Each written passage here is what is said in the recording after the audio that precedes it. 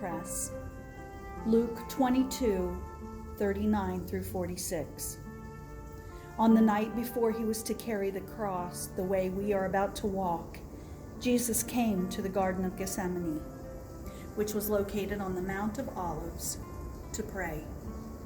The name Gethsemane means olive press, and it was there Jesus was sorely pressed, knowing the agonies intended for him.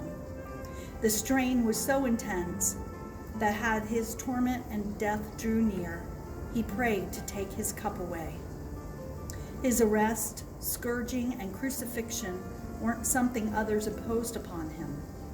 He could have called 72,000 angels to his rescue, yet he prayed, "Not my will, by thy will."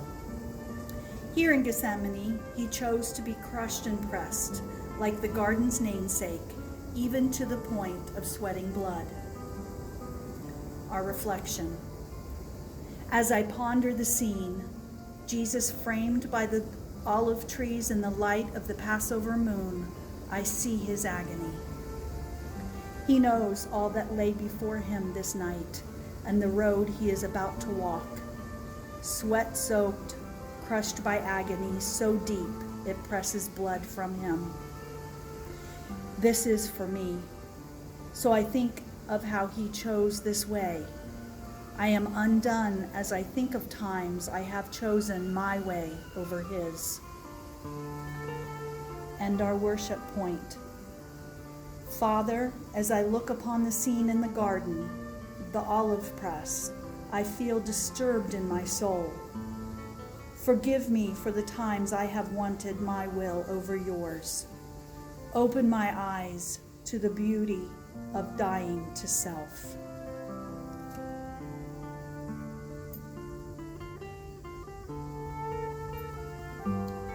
To hear only God, to do only God's will, to go only where he leads.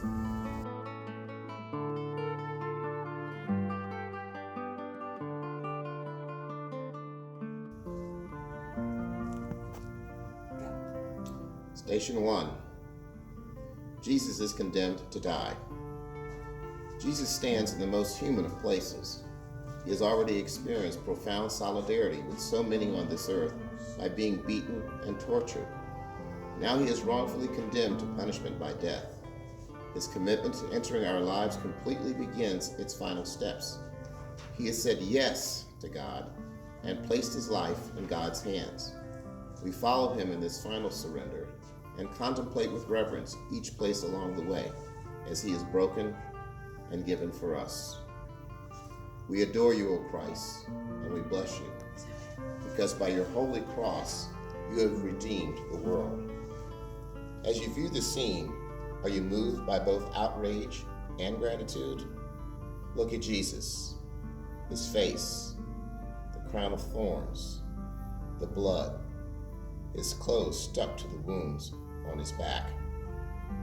Pilate washes his hands of the whole affair. Jesus is led away. This is for you, that you might be free, that you might have eternal life. As the journey begins, ask to be with Jesus, to follow his journey. Give of your love and thanks.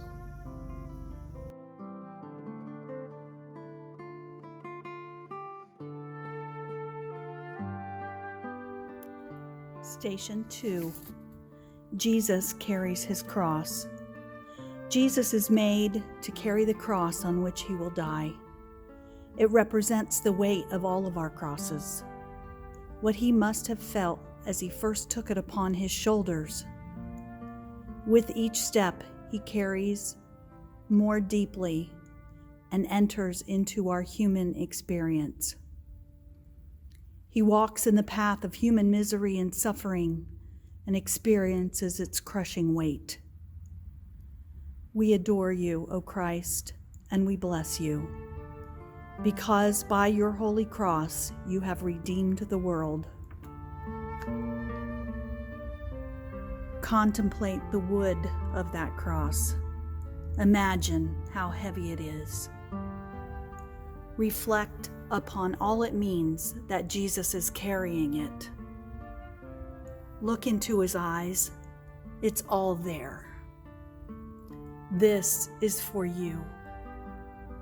So place yourself with him in this journey. It's in anguish, in his freedom and surrender, in the love that must fill his heart. With sorrow and gratitude, continue this journey, moved by the power of his love, being drawn to him, and express your love in the words that come to you now.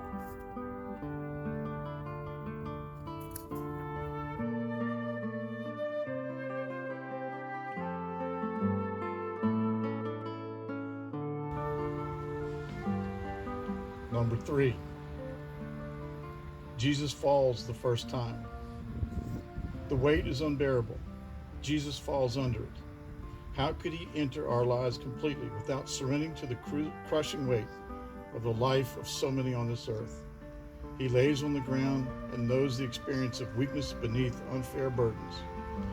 He feels the powerlessness of the wandering if he will ever be able to continue. He is pulled up and made to continue. We adore you, O Christ, and we bless you. Because of your holy cross, you have redeemed the world. Stare at the weakness in his eyes. Look at his whole body and see the exhaustion. As you behold him there on the ground, being roughly pulled up, know forever how profoundly he understands your fatigue and your defeats. This is for you. In grief and gratitude, let him remain there.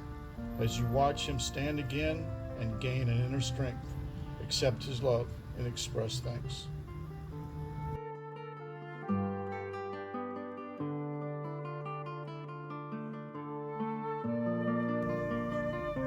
Station 4.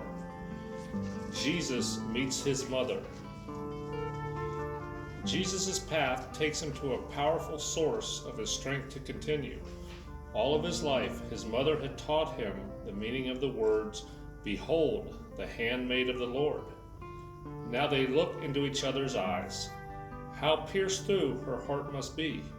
How pained he must be to see her in tears. Now her grace-filled smile blesses his mission and stirs his heart its depth. Love and trust in God bind them together. We adore you, O Christ, and we bless you, because by your holy cross you have redeemed the world. As you watch them in this place along the way, contemplate the mystery of love's power to give strength. She knows the sorrow in every mother's heart who has lost a child to tragedy or violence. I look at the two of them very carefully and long for such love and such peace. This is for you, such incredible freedom, the availability of a servant. Find the word to express what is in your heart.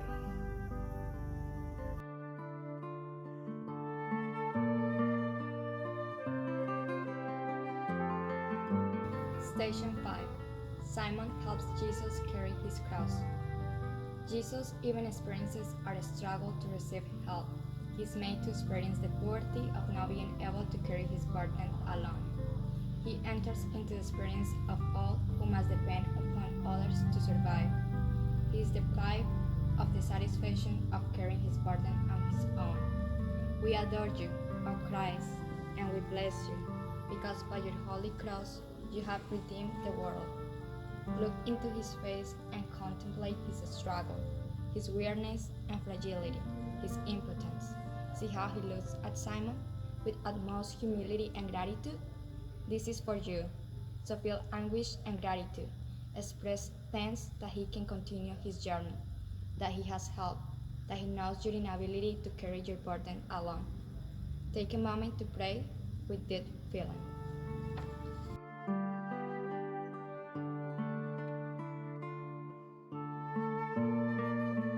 Veronica wipes the face of Jesus. Jesus' journey is at times brutal. He has entered into the terrible experiences of rejection and injustice. He has been whipped and beaten. His face shows the signs of his solidarity with all who have ever suffered injustice and vile, abusive treatment. He encounters a compassionate, loving disciple who wipes the vulgar spit and mocking blood from his face. On her veil, she discovers the image of his face, his gift to her, and for us to contemplate forever. We adore you, O Christ, and we bless you, because by your holy cross you have redeemed the world. What does the face of Jesus hold for you? What do you see as you look deeply into his face? Can you try to comfort the agony and pain? Can you embrace him with his face so covered with his passion? The veil to behold is a true icon of his gift of himself. This is for you. In wonder and awe, behold his face now wiped clean, and see the depth of his suffering in solidarity with all flesh.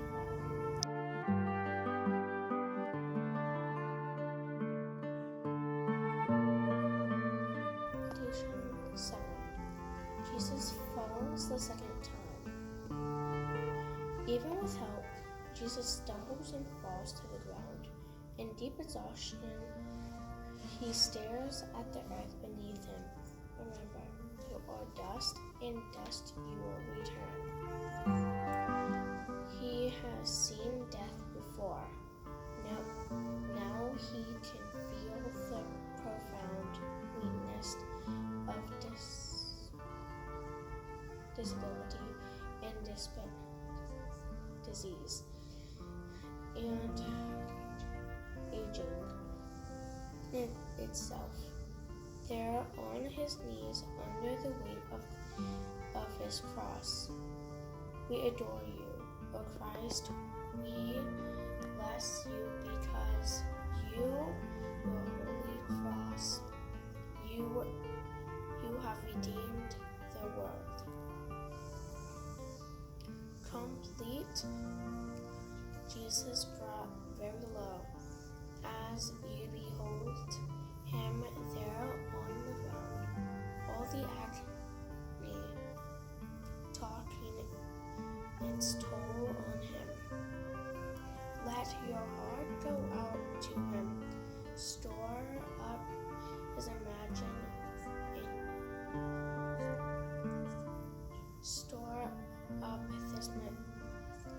this image in your heart, knowing that you will never feel alone in your suffering or in your diminishment. With the image of Jesus on the ground before me, this is for you, so express your feelings in your heart.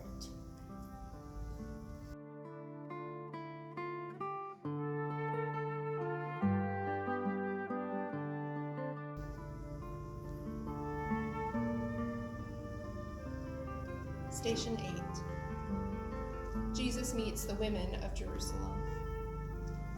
The women of Jerusalem and their children come out to comfort and thank him. They had seen his compassion and welcomed his words of healing and freedom. He had broken all kinds of social and religious conventions to connect with them. Now they are here to support him. He feels their grief. He suffers, knowing he can't remain to help them in this life. He knows the mystery of facing the separation of death. We adore you, O Christ, and we bless you, because by your holy cross you have redeemed the world. Look at their faces, so full of love and gratitude, loss and fear. Contemplate what words might have passed between them. Remember all his tender, compassionate, merciful love for you. Place yourself with these women and children to support him. This is for you.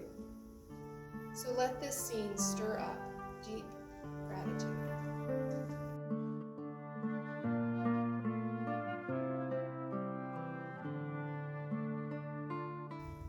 Station number 9. Jesus falls the third time. The last fall is devastating. Jesus can barely proceed to the end, summoning all this remaining strength, supported by his inner trust in God. Jesus collapses under the weight of the cross. His executioners look at him as a broken man, pathetic yet paying a price he deserves. They help him up so he can make it up the hill of crucifixion. We adore you, O Christ, and bless you, because by your holy cross you have redeemed the world. Pause to contemplate him there on the ground, the brokenness that makes you whole, the surrender that gives you life. Pause to experience and receive how completely he loves you. He is indeed completely poured out for you. As you treasure this gift, experience, express what is in your heart.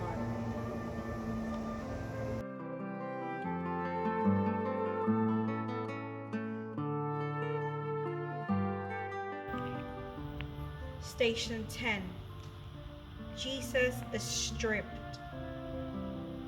Part of the indignity is to be crucified naked. Jesus is completely stripped of any pride. The wounds on his back are torn open again. He experiences the ultimate vulnerability of the defenseless. No shield or security protects him. As they stare at him, his eyes turn to heaven. We adore you, O Christ, and we bless you, because by your holy cross you have redeemed the world. Pause to watch the stripping.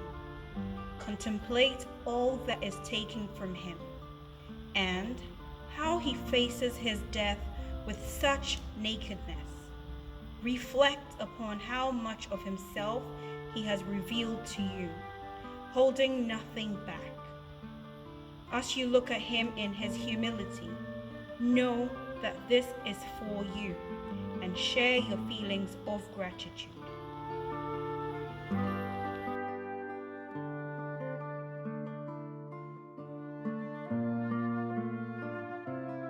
Station 11.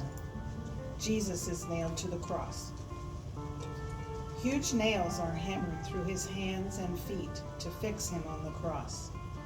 He is bleeding much more seriously now. As the cross is lifted up, the weight of his life hangs on those nails. Every time he struggles to pull himself up to breathe, his ability to cling to life slips away.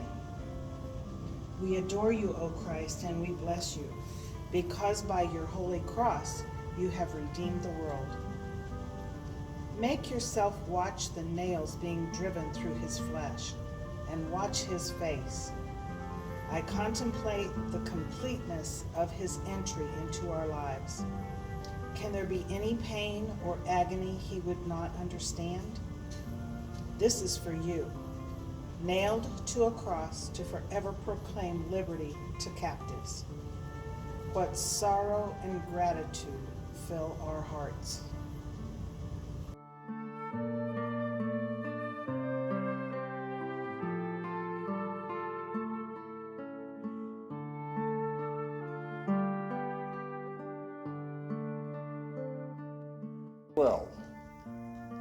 Jesus dies on the cross. Between two criminals, a mocking title above his head, with only Mary and John and Mary Magdalene to support him. Jesus surrenders his last breath. Into your hands I commend my spirit. We adore you, O Christ, and we bless you, because by your holy cross you have redeemed the world. I stand there at the foot of the cross, side by side with all of humanity, and behold our salvation. I carefully watch and listen to all that is said. And then I experience the one who gives life, passed from life to death, for me. I console Mary and John and Mary Magdalene, and let them console me. This is the hour to express the deepest feelings within me.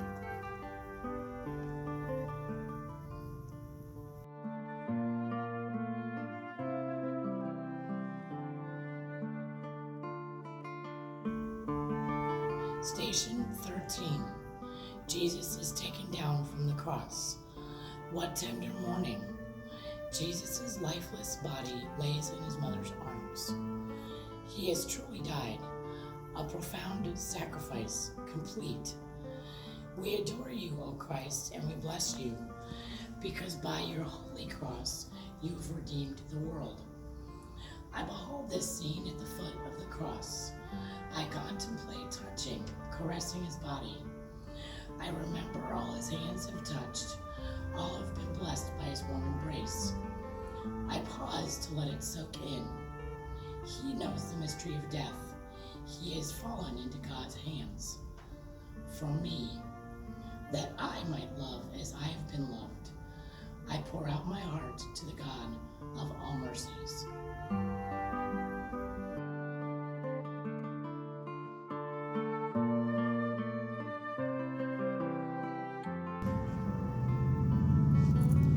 Station 14. Jesus is laid in the tomb. They take the body of Jesus to its resting place. The huge stone over the tomb is the final sign of the permanence of death.